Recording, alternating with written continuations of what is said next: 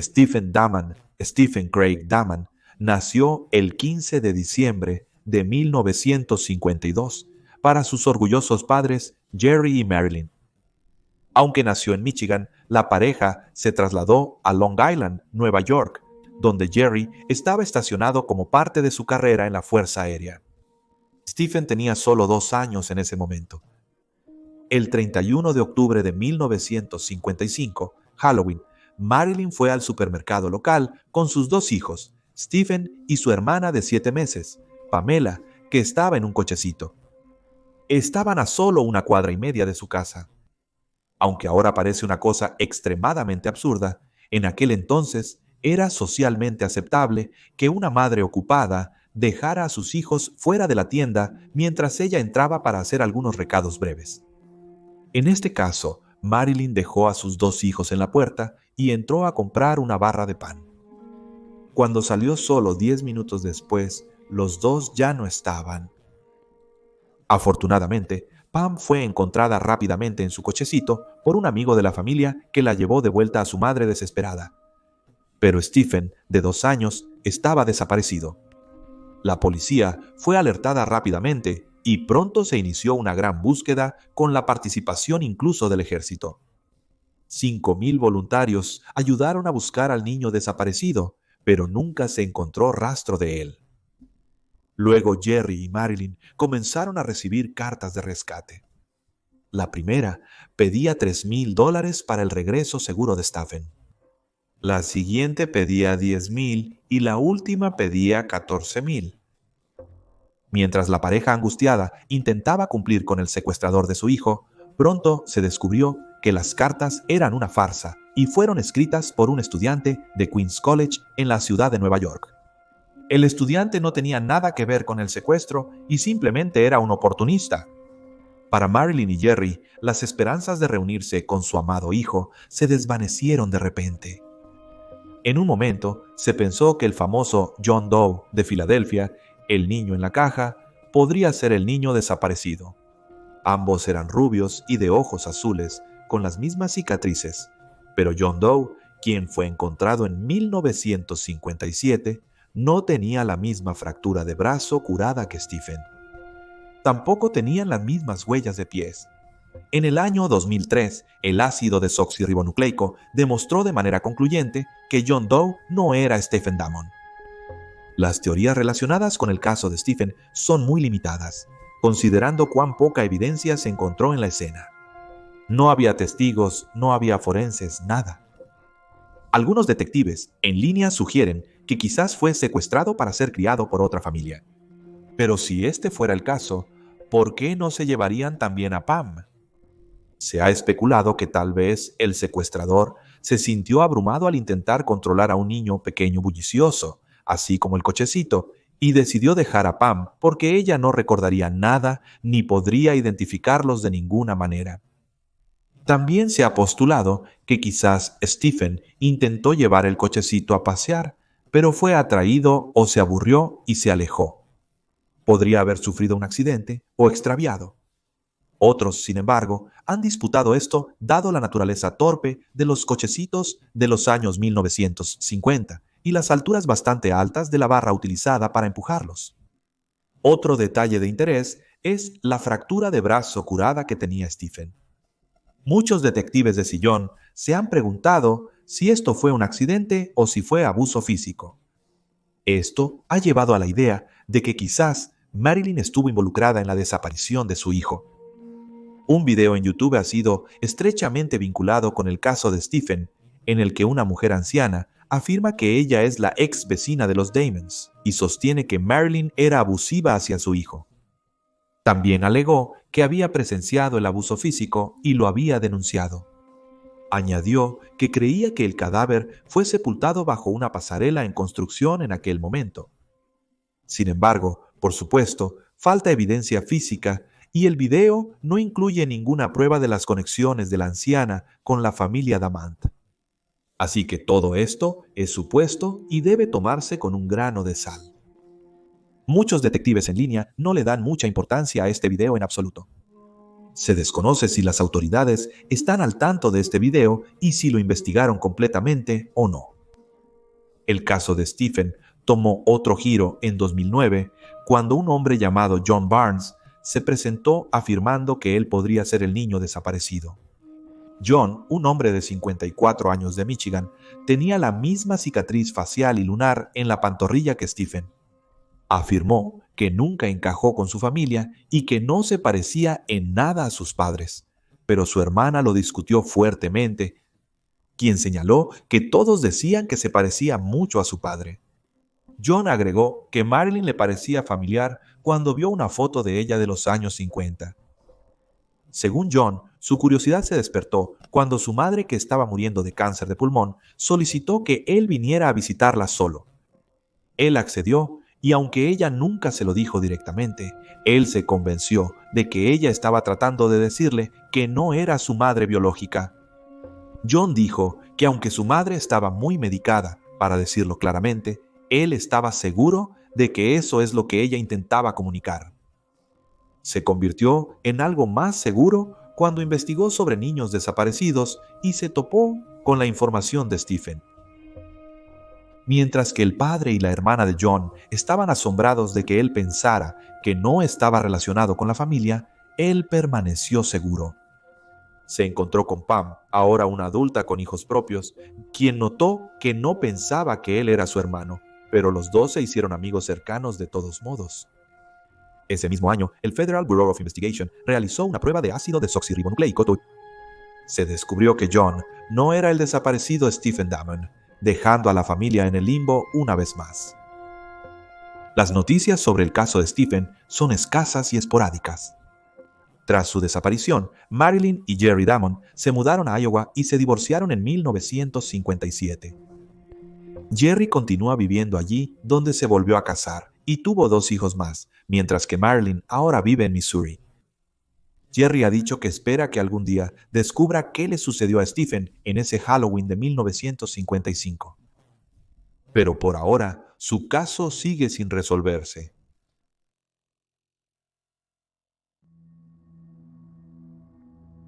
Caillin Weiss tenía 15 años en 1986. Un joven inteligente y estudioso, Caillin había pasado los últimos 2 años y medio de su vida en la escuela secundaria Torah en Long Beach, Nueva York. Esta escuela privada fue diseñada específicamente para niños judíos y enfatizaba los principios religiosos y éticos del judaísmo ortodoxo. Según todos los informes, era un chico popular y bien querido sin enemigos conocidos, lo que hace que su asesinato en Halloween 1986 sea aún más impactante. En la mañana del 1 de noviembre, el detective Don Daly fue llamado a la escuela para investigar cuando encontraron a Caillin Weiss muerto en su habitación del dormitorio. El joven de 15 años había recibido un golpe en la parte posterior de su cabeza mientras dormía, con lo que al principio era un arma desconocida, aunque informes posteriores indicaron que los pequeños cortes en su cabeza podrían indicar que se utilizó un objeto parecido a un hacha. Fue ejecutado mientras dormía, y según las pruebas en la habitación, había sido movido al suelo antes de ser trasladado a otro lugar en el suelo de la habitación. Aunque hacía frío afuera, la ventana de Caillin estaba abierta. Estos 2 factores a menudo han llevado a la teoría de que quien mató a Caillin estaba familiarizado con las tradiciones de su religión, ya que su cuerpo había sido movido al punto más bajo y fresco y la ventana había sido abierta para permitir que su espíritu saliera. No había evidencia de robo en la habitación de Caillin, ni había señales de lucha. Como el joven vivía en el 3er piso, se cree que es imposible que el intruso haya entrado o escapado por la ventana sin una escalera, la cual probablemente habría sido vista por otros estudiantes. Uno de los alumnos de la escuela también señaló que el perpetrador habría tenido que maniobrar a través de varias salas comunes y pasillos, pasar a otros estudiantes y profesores para llegar al dormitorio de Caillin. Para muchos detectives en línea, esto ha indicado que el asesinato del joven tuvo que haber sido llevado a cabo por alguien familiarizado con el edificio y que podría pasar desapercibido. Tras la muerte de Caillin, se puso una vela en su cuarto antes de sellarlo. 2 días después, apareció otra vela, pero curiosamente, Cuando se preguntó, nadie se adelantó para asumir la responsabilidad de haberla colocado allí. Aunque se cree que esto fue realizado por un rabino olvidadizo y despistado, sigue siendo un detalle extraño mencionado en la mayoría de los artículos relacionados con el caso del joven. Debido al Shabbat judío que estaba en curso, el detective Don Daly no pudo entrevistar inmediatamente a ninguno de los estudiantes y profesores de la escuela. Sin embargo, cuando finalmente pudo hacerlo, hubo cierta renuencia de la población escolar para responder. Se pensó que esto se debía a restricciones religiosas que significaban que no podían presentarse sin pruebas concretas o otro testigo que respaldara sus afirmaciones. Aunque esto debió haber sido incomprensiblemente frustrante para las autoridades locales que investigaban el caso, no había mucho que se pudiera hacer al respecto. Aunque se hizo poco progreso en este frente, Don logró reconstruir las últimas horas de la vida de Kayim. En la noche de Halloween, el joven de 15 años salió de clase con sus amigos para asistir a los servicios. Regresó a su dormitorio después. Notablemente, Kayim fue uno de los 2 chicos que no compartió habitación. A diferencia de la mayoría de los alumnos que compartían con 1 o 2 personas, Kayim era una excepción. Se desconoce qué exactamente hacía elegible a un alumno para este beneficio. Varias horas después de que el joven regresó a su habitación, el 31 de octubre, fue visto por sus compañeros de clase leyendo en el pasillo. Esto era normal porque los estudiantes no dejaban las luces encendidas en su habitación durante el Sabbat. Kayim fue visto con vida por última vez cerca de la 1 de la madrugada esa noche. Ningún estudiante reportó actividad sospechosa o inusual. Aunque un chico notó que la puerta del dormitorio de Kayim se abría y cerraba rápidamente durante la noche, supuso que eran sus compañeros de cuarto, sin saber que Kayim vivía solo. En total, alrededor de 40 estudiantes y rabinos se sometieron a pruebas de polígrafo, pero esto no ayudó a impulsar la investigación. Como hemos mencionado muchas veces, las pruebas de polígrafo son notoriamente poco confiables y rara vez benefician una investigación. Otro testigo, un corredor, vio a un estudiante de la escuela en el paseo marítimo cerca de las 7 a.m. en la mañana del 1 de noviembre y notó que el joven parecía fuera de lugar, pero este estudiante nunca ha sido identificado y se desconoce si tiene alguna relevancia en el caso en absoluto. La lista de sospechosos en el caso de Kayim era muy corta. Con tan poca información, la policía luchó para encontrar respuestas y tenía pruebas muy limitadas que podían usar para avanzar en la investigación. Un sospechoso era un ex conserje de la escuela con quien se pensaba que Kayim había tenido un enfrentamiento, mientras que otro era un hombre con enfermedad mental que había atacado a varios ancianos en sus hogares cerca de la escuela ese año. Sin embargo, ambos individuos fueron descartados rápidamente. En 2013 se reabrió el caso del joven de 15 años y se entrevistó a más de 100 exalumnos. Luego, en 2015, la policía anunció su creencia de que un estudiante o miembro del personal había sido el que cometió el crimen. Aunque las teorías anteriores especulaban que Kayim había sido objeto de un delito de odio, esta idea fue pronto descartada porque claramente había sido tan específicamente objetivo. En noviembre de 2017, el padre de Kayim, Anton, fue entrevistado por una estación de noticias y recordó varios incidentes extraños durante el periodo previo a la muerte de Kayim. En julio de 1986, meses antes de la muerte de Kayim, llamó a su padre desde el campamento de verano y preguntó si podía regresar a casa. Anton informó que su hijo estaba llorando en ese momento y parecía profundamente angustiado, pero él estaba de vacaciones en Florida en ese momento y no pudo ir a buscar a Kayim. Cuando se detuvo en el campamento en su camino a casa, informó que el joven de 15 años parecía estar bien y parecía que todo estaba en orden. Así que no pensó más en ello. Luego, en agosto, mientras Kayim estaba de visita con sus abuelos en Europa, su director, el rabino Abraham Cooper, llamó a Anton varias veces, preguntando cuándo volvería su hijo a casa. En otra ocasión, el rabino le pidió a Anton que llevara a su hijo a su casa para poder hablar a solas. Después de la reunión de 10 minutos, Kayim regresó con su padre, pero se negó a decirle de qué habían hablado. Como resultado de estos detalles, Anton Weiss cree que el rabino Cooper tiene alguna información sobre el asesinato de Kayim que no ha revelado. Muchos detectives en línea sospechan de su participación en el asesinato, especialmente porque parece obvio que el joven de 15 años no solo fue el objetivo, sino que su muerte fue a manos de alguien dentro de la escuela.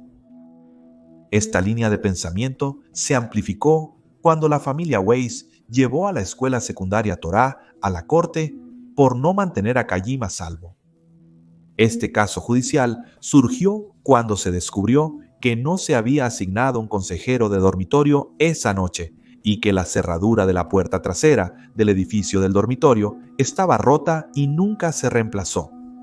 El rabino Cooper le sugirió a Anton que reflexionara sobre cualquier mala acción que pudiera haber cometido, como una forma de considerar por qué la mala fortuna había caído sobre su familia. En años recientes, un exalumno ha salido a la luz alegando que un rabino de la escuela lo había abusado físicamente, sometiéndolo a frecuentes golpizas violentas. Alegó que el rabino Cooper sabía de esto, pero no hizo nada para detenerlo. Este abuso sucedió alrededor de 10 años antes del homicidio de Kayim. El estudiante tenía 14 años en ese momento y solo duró alrededor de un año en la escuela antes de irse.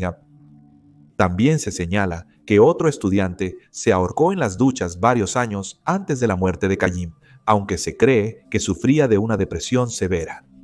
Se desconoce si este estudiante tenía alguna conexión con las acusaciones de abuso o si estas acusaciones fueron investigadas a fondo. Tal como está hoy, a pesar de los esfuerzos de la policía local, el brutal asesinato de Kayim sigue sin resolverse. Y ahí tienes los hechos. Por favor, deja un comentario abajo con tus propias teorías y especulaciones y recuerda darle me gusta a este video y suscribirte para apoyar el canal. Si aún deseas más contenido sobre crímenes reales, te recomiendo escuchar el podcast Detective de Casos Fríos, siguiendo el enlace de abajo. Gracias por ver. Mantente alerta, mantente seguro y nos vemos la próxima vez.